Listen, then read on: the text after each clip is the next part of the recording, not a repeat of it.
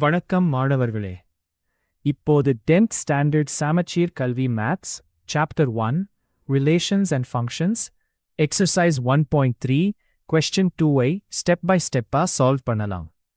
கொஸ்டின்ல கொடுத்திருப்பது x equals 3 4 6 8 மேலும் r equals xfx x equals x square plus 1 என்று கொடுத்திருக்கிறது. மேலும் r என்பது xலிருந்து nக்கு ஒரு ஃபங்க்ஷனா என்று கேட்கப்பட்டுள்ளது. முதலில் ஃபங்க்ஷன் அண்ட் ரூலை கவனிக்க வேண்டும். fx equals x square plus 1. இப்போது xல இருக்கும் ஒவ்வொரு வேல்யூக்கும் fx-ஐ கண்டுபிடிக்கும். Step 1. Find f3. f3 equals 3 squared plus 1 equals 9 plus 1 equals 10. அதனால் முதல் ordered pair 3 10.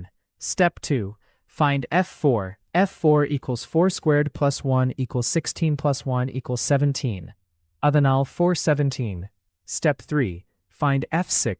f6 equals 6 squared plus 1 equals 36 plus 1 equals 37. அதனால் 6, 37. Step 4. Find f8. f8 equals 8 squared plus 1 equals 65. அதனால் 8, 65. இப்போது relation R-ஐ எழுதலாம்.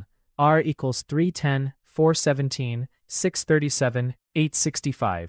நம்முடைய domain x equals 3 10 6 8. 3க்கு 10 என்ற ஒரே image, 4க்கு 17 என்ற ஒரே இமேஜ், 6க்கு 37 என்ற ஒரே இமேஜ், 8க்கு 65 என்ற ஒரே இமேஜ், மேலும் 10 17 37 65 அனைத்தும் நேச்சுரல் நம்பர்ஸ்ல உள்ளன. எனவே xல் இருக்கும் ஒவ்வொரு எலிமெண்ட்டும் n இருக்கும் எக்ஸாக்ட்லி 1 எலிமெண்ட்டுக்கு மேப் ஆகிறது. அதனால் r is a function from x to n. G. Final answer r equals 310, 417, 637, 865.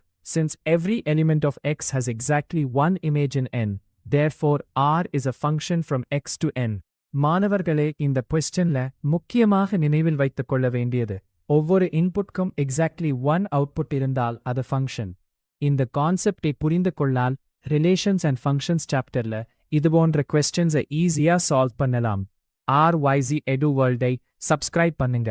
10th சமச்சீர் மேத்ஸுக்கான இன்னும் நிறைய இம்பார்ட்டன்ட் கொஸ்டின்ஸ், ரேபிட் ரிவிஷன் மற்றும் எக்ஸாம் ப்ரிப்பரேஷன் வீடியோஸ்க்கு நம்ம சேனலை தொடர்ந்து பாருங்க. All the best for your quarterly exam 2026.